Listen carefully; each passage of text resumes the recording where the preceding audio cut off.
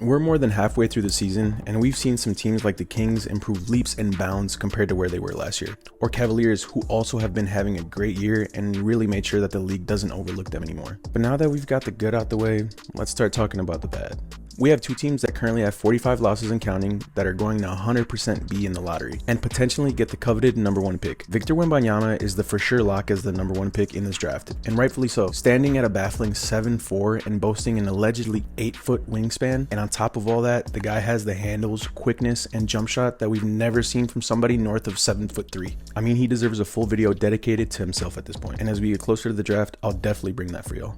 But today, I wanted to talk about the two teams that are most likely to get the #1 pick. And if they're smart, get Wembanyama. First, we have the San Antonio Spurs, who after the departure of pretty much all their stars and Hall of Famers, were stuck in kind of no man's land. They never got a top 2 pick that could possibly be a franchise player, but have built a young team that maybe isn't the most talented out of the two when compared to the Rockets, but have a foundation of young players such as Kelvin Johnson, who's giving them nearly 22 points a game, along with 4 rebounds and 2 assists, or Devin Vassell, who is averaging 19 points, but has significantly increased his average in the 3 short years he's been a part of the Spurs, going from 5 his rookie year to 12 in his sophomore season, and then to now where he's giving you 19 plus almost every game, along with some good pieces in Jeremy Sochan, who was their first round pick just a year ago, and Trey Jones, who has finally found his niche in the league as a playmaker and floor general. On top of this, you have a Hall of Fame coach that, yes, isn't the best in the league anymore, but has helped develop some current and future Hall of Famers in Tim Duncan and Kawhi Leonard. Now add a 7'4" Frenchman with the shooting ability of Damian Lillard, and you have yourself a problem that I think the league isn't ready for, with a coach who has developed and gave wisdom to players that helped them blossom into the players they became today, and an organization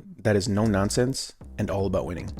In my opinion, this is the best place for Victor to go if he's to develop into possibly the best player the NBA has ever seen. Now we have the Rockets, who have the least in common with the San Antonio Spurs, other than that they share the same state and the 45 games they both lost this year so far. In years past, we've seen the Rockets try and score home runs in free agency and form super teams to try and compete. While it brought us Houston Harden, who was an elite and incredibly dangerous offensive weapon, as far as team success, none of the free agent moves this team made led to a championship nor a finals appearance. After all the lights and cameras that all these moves brought, Houston was left to dry with nothing to build upon, so they decided that it was time to start rebuilding. And the player they decided to start this rebuild around was the high-flying and exciting Jalen Green, who last year was the 2nd overall pick, and along with Ja Morant, I think probably have the highest vertical in the league. Jalen gave Houston 17 points per game, tying #1 pick Cade Cunningham, leading all rookies in scoring, and showed superstar potential. This year, Jalen Green has upped his scoring to 21 points per game, which on the surface seems like strides in the right direction. But I think that yes, his scoring has improved, but the basketball aspect hasn't. His field goal percentage and 3-point percentage are down from last year, along with his free throw percentage, and at the same time has increased his turnovers per game. To be fair, he has taken 3 more shots per game and upped his assists by 1, but to me he hasn't taken the leap that I think everybody was expecting. The Rockets also have Kevin Porter Jr., who is another young player that can give you buckets, but does it at an expense of 43% shooting from the field. None of this means that the Rockets aren't going in the right direction. It's just, well, I'll let John Wall tell y'all. Trash. I already know. I know.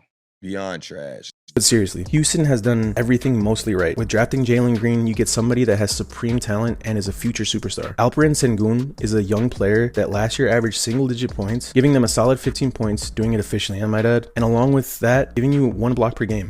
Jabari Smith Jr. was taken at the same spot Jalen Green was drafted a year ago, and to me still has the most potential out of anybody in that draft. And yes, I mean even more than Paolo. Banchero is the runaway rookie of the year this year and had the higher floor coming into the league, making it easy to adapt to the NBA game. But to me, Jabari Smith has a higher ceiling on both ends of the court. Once he gets the speed of things on the NBA level, he will be a deadly weapon for them. If you added Victor Wembanyama to this mix, you'd have a team that is must-see TV no matter the record. The show that this squad would put on just talent-wise every night would be ridiculous. If Jalen Green and KPJ can shake this inefficient season off, Sengun continues to improve on both ends of the court, and Jabari Smith comes into his own, this team might be a Victor Wembanyama pick and 2 years away from being contenders in the West. Let me know down below who you think is getting the #1 pick this year, and also tell me if you think Victor Wembanyama should be the #1 pick, or maybe it's the explosive combo guard on the Ignite squad, Scoot Henderson. Give the video a like if you enjoyed it, subscribe if you haven't, and don't smoke your lips.